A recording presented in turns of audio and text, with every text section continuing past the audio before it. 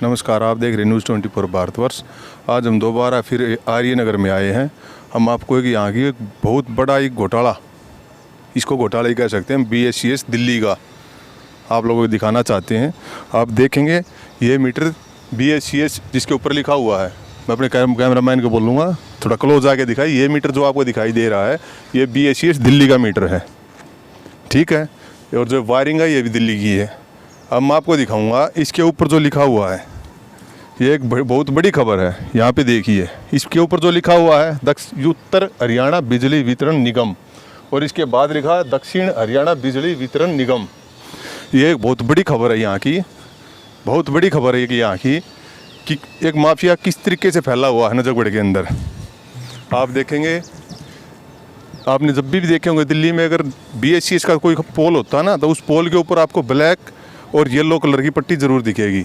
लेकिन यहाँ पे इसको देखेंगे ना आप, इस खंबे के ऊपर, इस खंबे के ऊपर आपको बिल्कुल कुछ भी लिखा हुआ दिखाई नहीं देगा।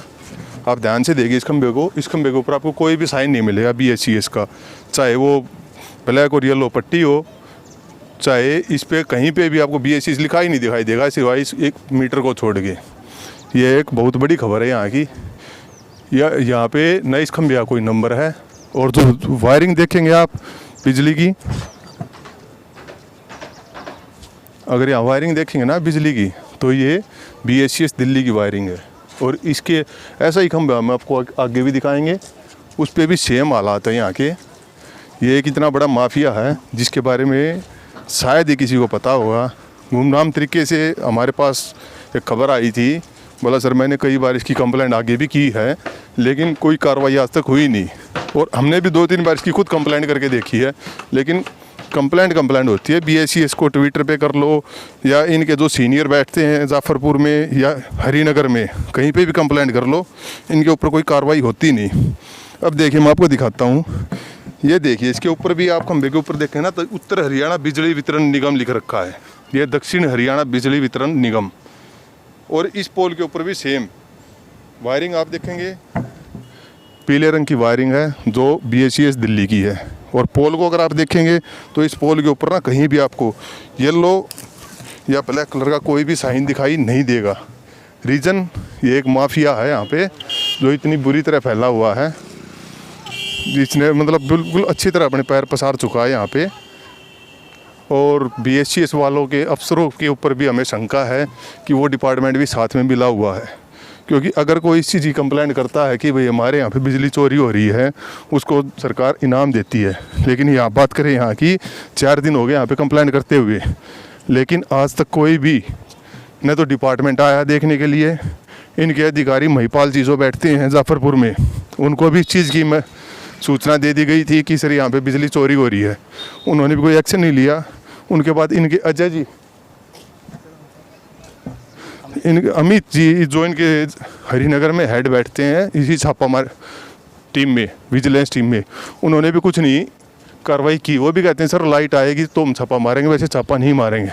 ये देखिए यहाँ पे मीटर है, इसके बाद आप देखेंगे ना इस पूरी पीली लाइन को, जहाँ तक ये जा रखी है पीली डोरी इनकी बिजली वालों की, आप देखेंगे ना इसके बाद आपको कोई मीटर दिखाई देगा और ना ही कोई वैलिड कनेक्शन है।